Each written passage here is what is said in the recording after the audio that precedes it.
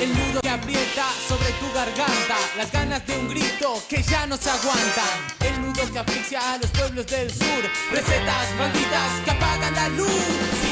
Muy buenas noches, bienvenidos. Esto es Economía sin Corbata. Ya empezó Agustín Datelli. ¿Cómo le va? ¿Qué tal? ¿Cómo estás, Pablo? Muy bien, bienvenido. José Natanson. ¿Qué tal, Pablo? ¿Cómo vamos? ¿Estás? ¿Bien? Bien. José Natanson allí en el escritorio. En el ilustre lugar de que suele ocupar Tomás Luquín, que no está aquí con nosotros porque está en Nueva York. Está en Nueva York. Porque vamos a hablar de esto en el programa de hoy. Tal cual. ¿Qué puede pasar? ¿En qué estamos? ¿Qué puede pasar en la ONU? Y mira, rápidamente, y ahí José Cortito, tiene algunas cosas para cortito y al mostrarnos, pie. pero cortito, digo, lo que se está discutiendo acá básicamente es un tema que tiene que ver con reestructuración de deudas soberanas, y Argentina lidera acá una propuesta que tiene que ver con la situación que estamos viviendo con los fondos buitre, pero que apunta a modificar las normas, todo lo que es los aspectos normativos y los marcos para futuras reestructuraciones de deuda, que es algo que no tiene carácter retroactivo, o sea, no hay un interés de Argentina por el tema de los fondos buitre con esto, sino que apunta a darle fin a una situación que es esta de los fondos buitre y a solucionar un problema que aqueja a muchas economías que en algún futuro cercano, muchas de ellas van a tener que enfrentar procesos de La idea es reestructuración. discutir una serie de principios básicos a partir de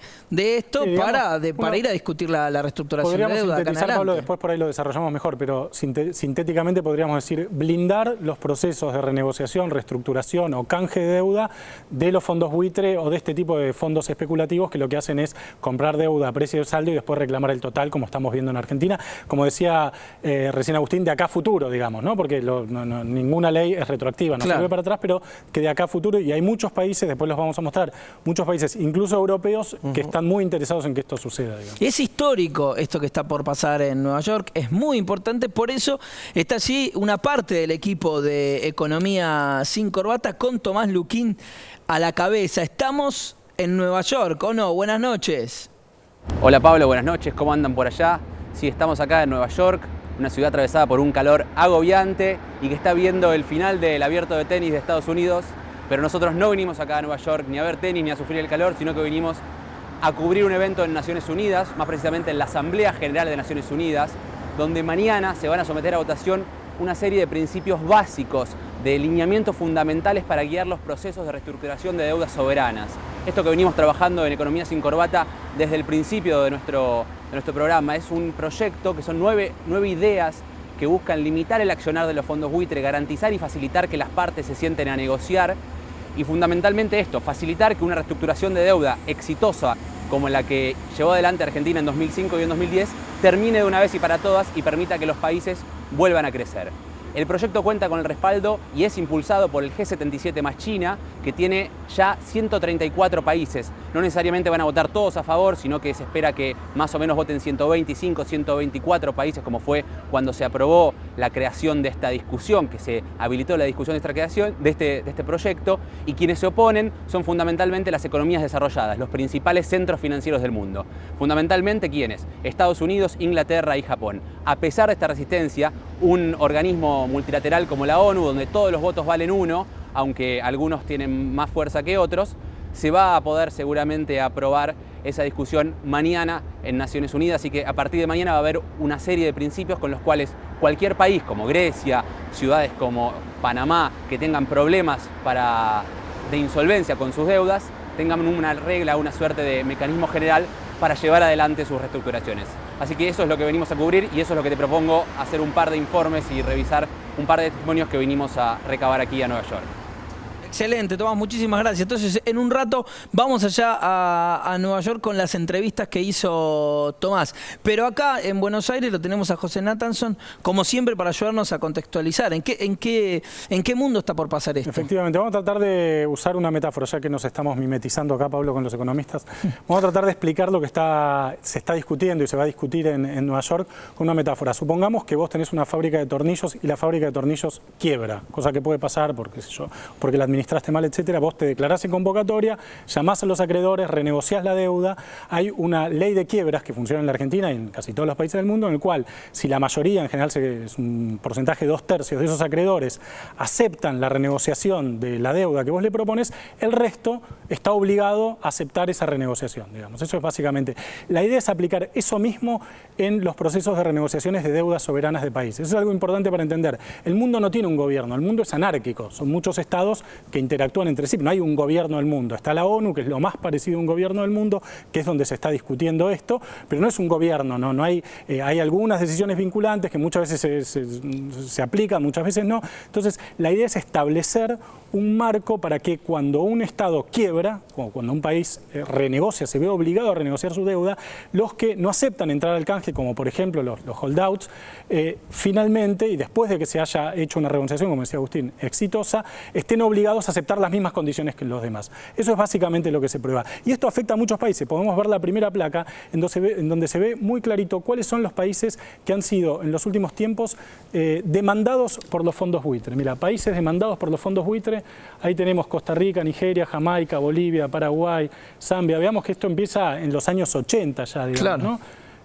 Ves que en general son países, se ve claramente, son países o latinoamericanos o africanos, o países de Asia o de Medio Oriente, digamos. Son en general países del tercer mundo. Como estamos viendo, ningún país de América del Norte ni de Europa ha sido, por lo menos en los últimos 20, 30 años, demandados por los fondos buitre. Quiero decir, es una realidad que no solo afecta a Argentina, sino que afecta a muchos otros países todo el tiempo, digamos. En este momento, por ejemplo, Puerto Rico no es exactamente un país, es un Estado soberano asociado en Estados Unidos, está con un problema de renegociación de la deuda, no puede pagar su deuda, se declaró en default y está viendo si la renegocia. Quiero decir, es un problema global. Por eso se está discutiendo en Naciones Unidas una solución global al problema de los fondos buitre, de modo tal que haya una especie de marco para que esto de algún modo se pueda regularizar. Veamos ahora cuáles son, si te parece, algunos países que van a estar especialmente interesados en que esta regulación salga, porque son países que tienen graves problemas de deuda. Mirá cuáles son los países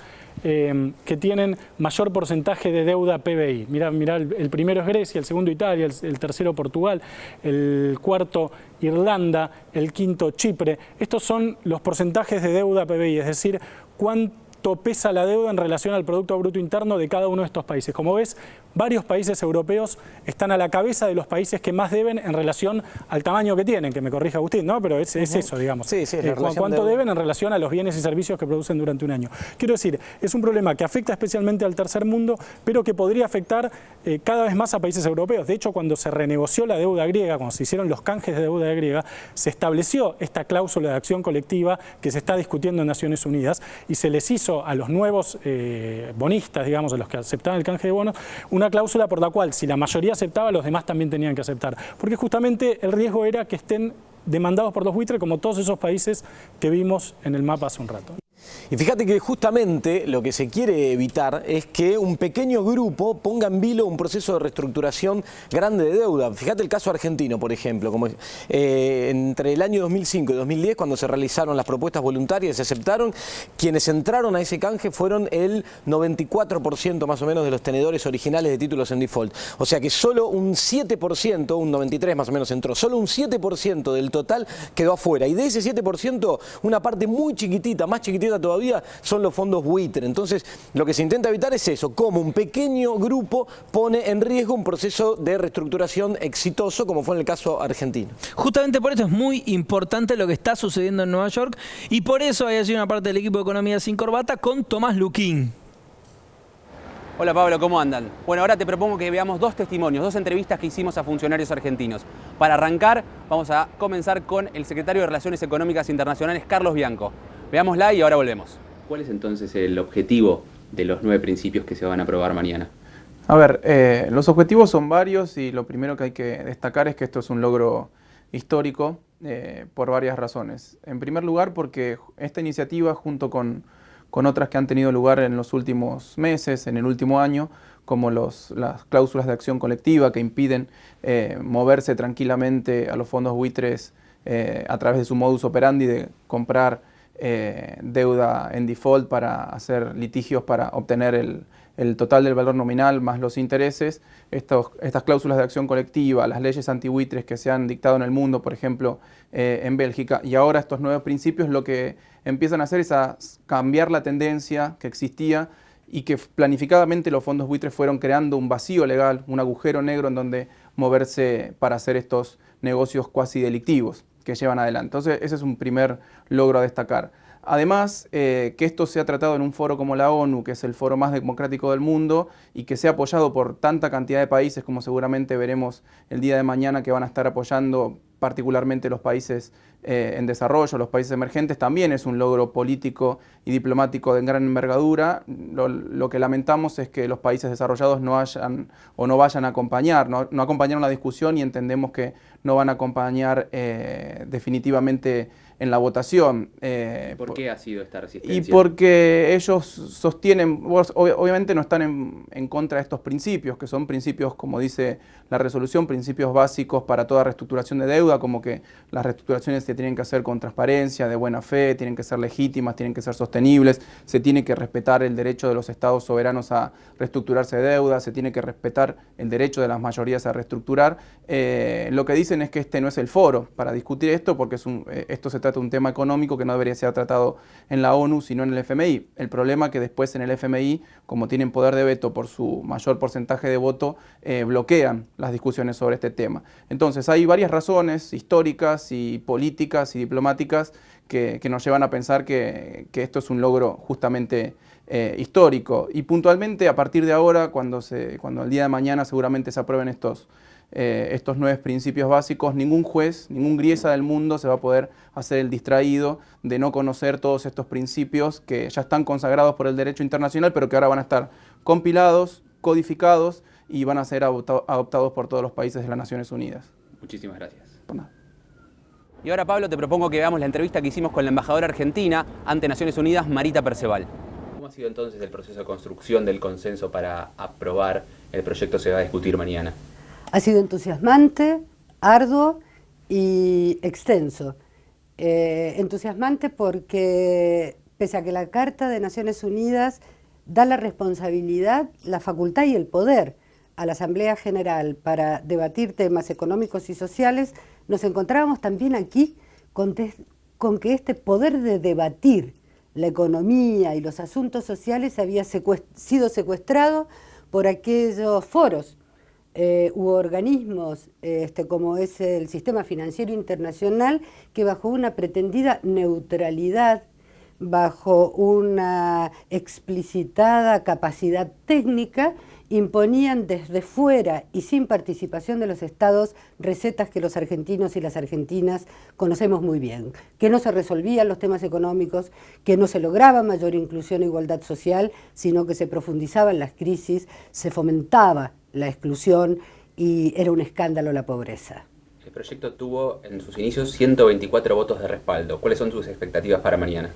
Bueno, llegamos a 124 votos, la primera resolución que fue habilitar la capacidad que la Asamblea General, el órgano más democrático de Naciones Unidas, donde todos valemos un voto y nadie tiene veto, se decidía a debatir el asunto de la reestructuración de deudas soberanas.